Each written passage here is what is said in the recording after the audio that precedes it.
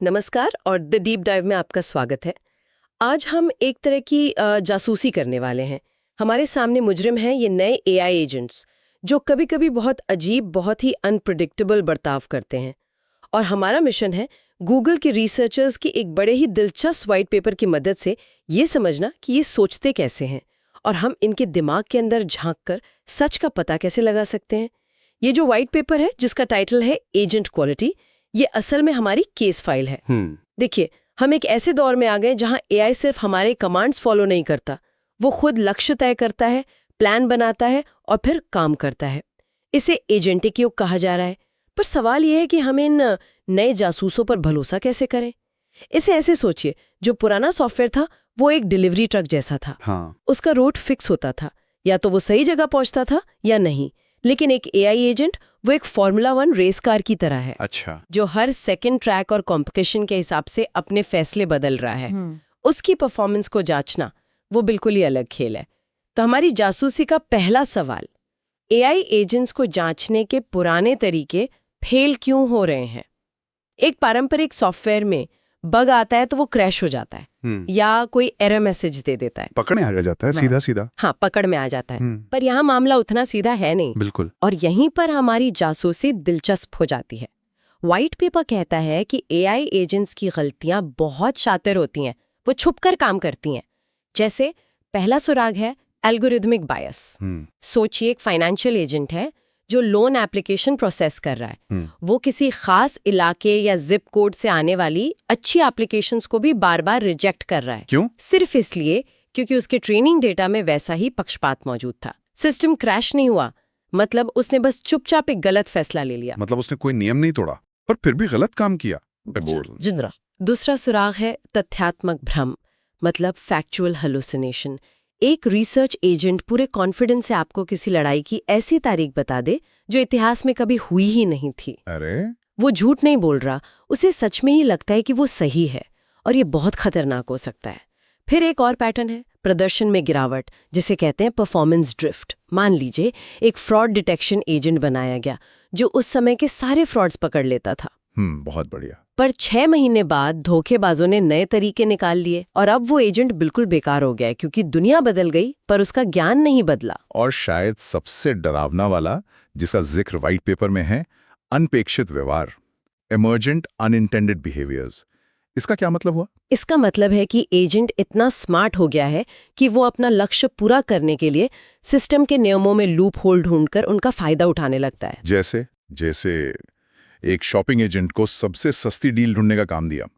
हो सकता है वो किसी नई बिल्कुल अविश्वसनीय वेबसाइट से डील उठा ले जिसमें कोई कस्टमर प्रोटेक्शन ही ना हो। ओहो। उसने अपना लक्ष्य तो पूरा किया, पर ऐसे तरीके से जिसकी हमने कल्पना भी नहीं की थी। व्हाइट पेपर में एक लाइन है जो इस पूरी मुश्किल को एक झटके में समझा देती है। क्या? आप किसी भ्रम को डीबग करने के लिए ब्रेक पॉइंट का इस्तेमाल नहीं कर सकते। वाह! मतलब ये सुनकर मुझे लग रहा है कि पूरी सोच ही बदल गई है।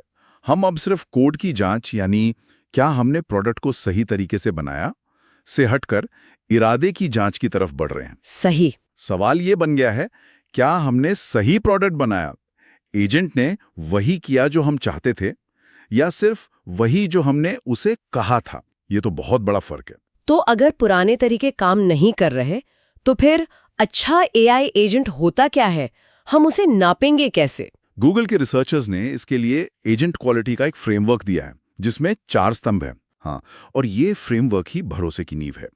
पहला स्तंभ है प्रभावशीलता, इफेक्टिवनेस, यानी क्या एजेंट ने यूजर का असली मकसद पूरा किया। अच्छा। मान लीजिए मैंने एक रिटेल एजेंट को कहा कि मुझे रनिंग शूज दिखाओ। उसने 10 ऑप्शन दिखा दिए। टेक्निकली काम हो गया, पर मेरा असली मकसद था शूज खरीदना। हाँ, सही बात है। क्या उसकी दी हुई लिस्ट से बिक्री हुई?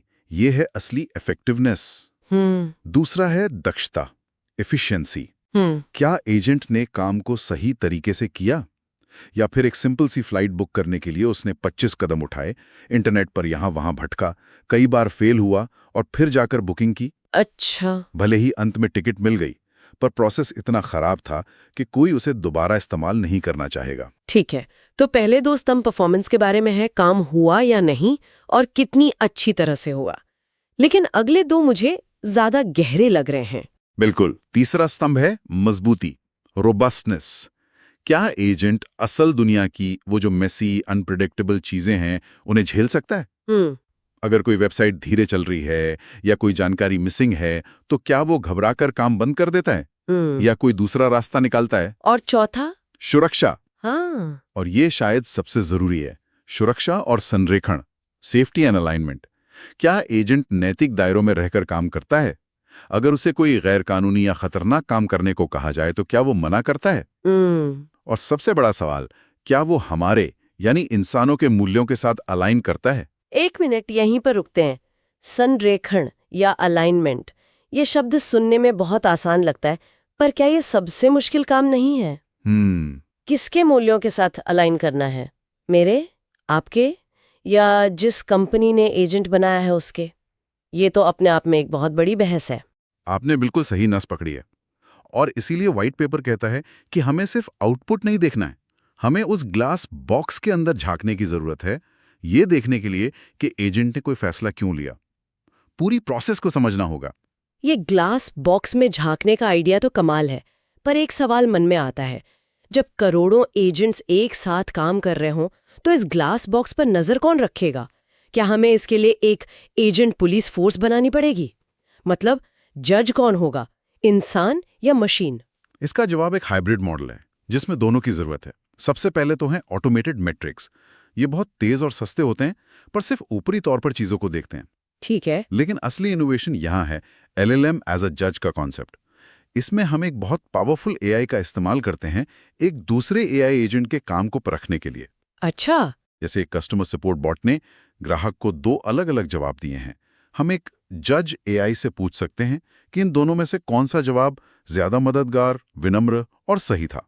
एक AI दूसरे AI का मूल्यांकन कर रहा है। ये सुनने में तो फ्यूचरिस्टिक है, पर इसमें एक खतरा भी छुपा है।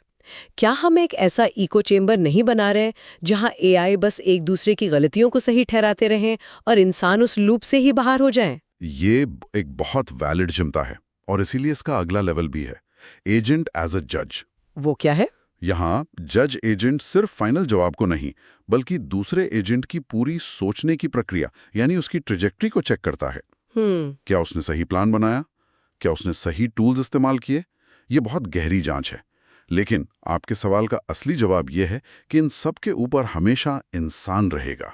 अच्छा। व्हाइट पेपर इस पर बहुत जोर देता है कि ह्यूमन इन द लूप यानी HITL सबसे जरूरी है।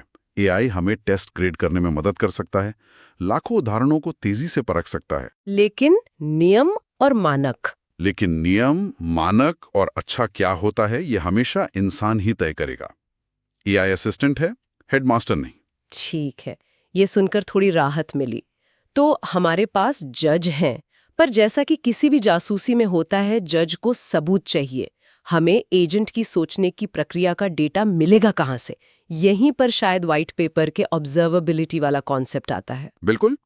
और इसे समझाने के लिए व्हाइट पेपर में एक शानदार किचन एनालॉजी है।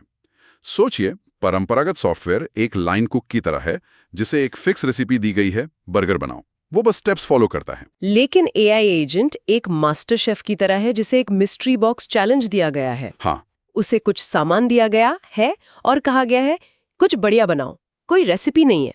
अब एक फूड क्रिटिक सिर्फ फाइनल डिश चख कर अपना फैसला नहीं सुनाएगा। सही बात है। वो ये भी समझना चाहेगा कि शेफ ने क्या सोचा, उसने ये चीजें क्यों चुनी, उसने कौन से एक्सपेरिमेंट किए। यही ऑब्जर्वेबिलिटी है, उस पूरी क्रिएटिव प्रोसेस को देखने और समझने की क्षमता। और इस ऑब्जर्वेबिलिटी को हासिल करने के लिए यानी एजेंट के दिमाग में झांकने के लिए हमें 3 तरह के सबूत चाहिए। पहला है लॉग्स। ये एजेंट की पर्सनल डायरी की तरह है। डायरी? हाँ, हर घटना का कच्चा टाइम स्टैम्प वाला रिकॉर्ड। सुबह 10:01 पर यह सवाल आया, 10:02 पर मैंने इस टूल को इस्तेमाल करने का फैसला किया। मतलब हर एक कदम का रिकॉर्ड। हाँ। दूसरा सबूत है ट्रेसेस।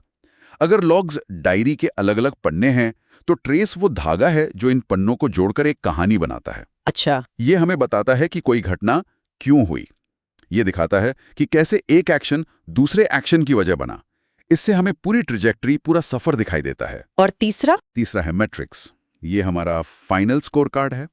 ये लॉग्स और ट्रेस से मिले सारे डेटा को समराइज करता है, जैसे सिस्टम की एवरेज स्पीड क्या है, हर टास्क की एवरेज कॉस्ट कितनी पड़ रही है, और सबसे जरूरी आउटपुट क्वालिटी का ओवरऑल स्कोर क्या है। ये हमें एक नजर में पूरे सिस्टम की हेल्थ बता देता है। कमाल है। तो हमारे पास अब एक फ्रेमवर्क है कि अच्छा क्या है। हमारे पास जज भी हैं जो इंसान और एआई का मिक्स है, और हमारे पास ऑब्जर्वेबिलिटी के जरिए सबूत भी हैं। अब सवाल ये है कि ये सब मिलकर एक ऐसा सिस्टम कैसे बनाते हैं जो लगातार खुद को बेहतर बनाता रहे। यहीं पर व्हाइट पेपर का सबसे पावरफुल आइडिया आता है, एजेंट क्वालिटी फ्लाईव्हील। ये एक ऐसा चक्र है जो एक बार घूमने लगता है तो अपनी ही ताकत से और तेज घूमता जाता है। फ्लाईव्हील। हाँ, इसके 4 स्टेज हैं हाँ। जो एक दूसरे को पावर देते हैं। स्टेज 1, गुणवत्ता को परिभाषित करें, डिफाइन क्वालिटी। उन 4 स्तंभों का इस्तेमाल करके जो हमने डिस्कस किए, इफेक्टिवनेस, एफिशिएंसी, मजबूती और सेफ्टी। ठीक है, पहले तय कर लो कि क्या नापना है। बिल्कुल। स्टेज 2, दृश्यता के लिए इंस्ट्रूमेंट करें, इंस्ट्रूमेंट फॉर विजिबिलिटी, यानी ऑब्जर्वेबिलिटी के उन 3 स्तंभों लॉग्स, ट्रेस और मैट्रिक्स को सिस्टम में गहराई से लागू करें। हमें हर चीज देखने की क्षमता चाहिए। और फिर उस डेटा को जज के पास भेजा जाता है। सही। स्टेज 3, प्रक्रिया का मूल्यांकन करें, इवैल्यूएट ट्रैजेक्टरी। हमारे हाइब्रिड जज मॉडल का इस्तेमाल करके, जिसमें ऑटोमेशन, एआई जज और इंसान सब मिलकर उस डेटा को परखते हैं। और फिर आता है स्टेज 4, जो इस फ्लाईव्हील को असली ताकत देता है। वो क्या है? फीडबैक लूप बनाएं, क्रिएट फीडबैक लूप्स। इसका मतलब है कि हर गलती, हर फेलियर, हर खराब आउटपुट से मिली सीख वापस सिस्टम में फीड की जाती है। अच्छा। सिस्टम सीखता है कि उसने क्या गलत किया ताकि वो गलती दोबारा ना हो। हर विफलता सिस्टम को पहले से ज्यादा होशियार बनाती है। तो ये एक लगातार सीखने और सुधरने वाला सिस्टम है। अगर मैं इस पूरी चर्चा को, इस पूरे व्हाइट पेपर को 3 बड़े आइडियाज में समेटना चाहूं तो वो क्या होंगे? मेरे हिसाब से 3 सबसे बड़े सबक हैं। पहला, मूल्यांकन यानी एवैल्यूएशन कोई आखिरी स्टेप नहीं है जो प्रोडक्ट बनने के बाद किया जाए। ये सिस्टम के आर्किटेक्चर का हिस्सा है। इसे पहले दिन से ही डिजाइन में शामिल करना पड़ता है। आप बाद में इसे चिपका नहीं सकते। दूसरा, असली सच फाइनल जवाब में नहीं बल्कि पूरी प्रक्रिया यानी ट्रैजेक्टरी में छिपा है। एजेंट सही जवाब पर कैसे पहुंचा? हाँ, ये जानना उतना ही जरूरी है जितना ये जानना कि उसका जवाब सही था। हाँ। और तीसरा, जो शायद सबसे जरूरी है, अच्छा क्या है, इसका अंतिम फैसला हमेशा इंसान के हाथ में रहेगा। अच्छा। ऑटोमेशन हमें स्पीड दे सकता है, एआई हमें स्केल दे सकता है, लेकिन हमारे मूल्य और हमारी समझ ही क्वालिटी का आखिरी पैमाना तय करेगी। तो आज की हमारी इस जासूसी का नतीजा ये है कि भरोसेमंद एआई बनाना कोई जादू या किस्मत की बात नहीं है। नहीं, बिल्कुल नहीं। ये एक गहरी इंजीनियरिंग चुनौती है। हमें ऐसे सिस्टम बनाने होंगे जिन्हें शुरू से ही जांच और पारदर्शिता के लिए डिजाइन किया गया हो, न कि बाद में उन पर पैबंद लगाए जाएं। भविष्य एजेंटिक है, इसमें कोई शक नहीं, लेकिन उसका भविष्य भरोसे पर टिका है। और ये भरोसा वही कंपनियां और वही लोग बना पाएंगे जो इस इवैल्यूएशन इंजीनियरिंग यानी मूल्यांकन की कला और विज्ञान में महारत हासिल करेंगे। जाते जाते एक सवाल आपके लिए छोड़ जाते हैं। इस व्हाइट पेपर में हमने एक एआई द्वारा दूसरे एआई के मूल्यांकन की बात की, लेकिन क्या होगा जब ये सिस्टम इतने जटिल हो जाएंगे कि हम इंसान भी उनके फैसलों के पीछे का क्यों पूरी तरह से न समझ पाएं? उस स्थिति में क्वालिटी का अंतिम जज कौन होगा या क्या होगा?